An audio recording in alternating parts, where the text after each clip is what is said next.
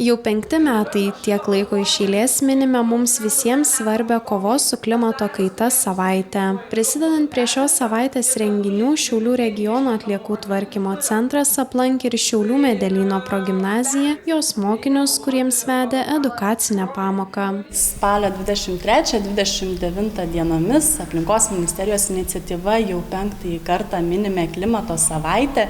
Vis dažnesni ir intensyvesni ekstremalių orų reiškiniai skatina diskutuoti, ieškoti sprendimo būdų, dalyvauti organizuojamuose ir patiems inicijuoti aplinkosaugai skirtus renginius. VŠI Šiaulių regiono atliekų tvarkymo centro viena iš pagrindinių veiklos sričių yra gyventojų informavimas ir švietimas. Tai yra ir apie atliekų prevenciją, apie teisingą atliekų rūšiavimą, pakartotinį naudojimą. Šiandien su aplinkosaugai skirtais renginiais startuojame Medelyno progimnazijoje ir kalbame apie tai, kaip kiekvienas savo pasirinkimais gali prisidėti prie klimato kaitos mažinimo, kokių būdų yra, taip pat kaip teisingai tvarkyti buityje susidariusias atliekas, skatiname naudotis jau sukurta ir vis tobulinama atliekų tvarkymo infrastruktūra, o nebereikalingus, bet dar gerus, tinkamus naudojimui daiktus pristatyti į visame regione veikiančias dalijimosi daiktais stoteles daiktų kiemas. Šiaulių Medelyno progimnazija taip pat aktyviai mini aplinkosaugos tematikai skirtus renginius ir džiaugiasi glaudžiu bendradarbiavimu su Šiaulių regiono atliekų tvarkymo centru.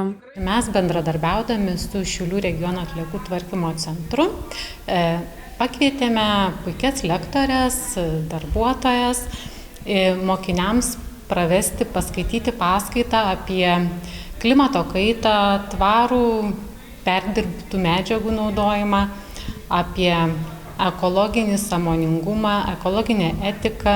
Mes jau ne pirmą kartą kviečiamės lektorės, puikiai bendradarbiaujam. Po truputį kasmet vis tą sąmoningumą skatinam ir bandom auginti, diegti tas tvarumo idėjas. Ties šią edukaciją bendradarbiavimas tarp šių įstaigų nesibaigia. Tęsdami bendrus projektus pastebi ir teigiamą pokytį moksleivių įsitraukime. Su Šiaulių regiono atliekų tvarkymo centru bendradarbiaujam ne vien šiose akcijose, bet ir renkame ir stiklainius labdaros paramos fondui Maisto bankas.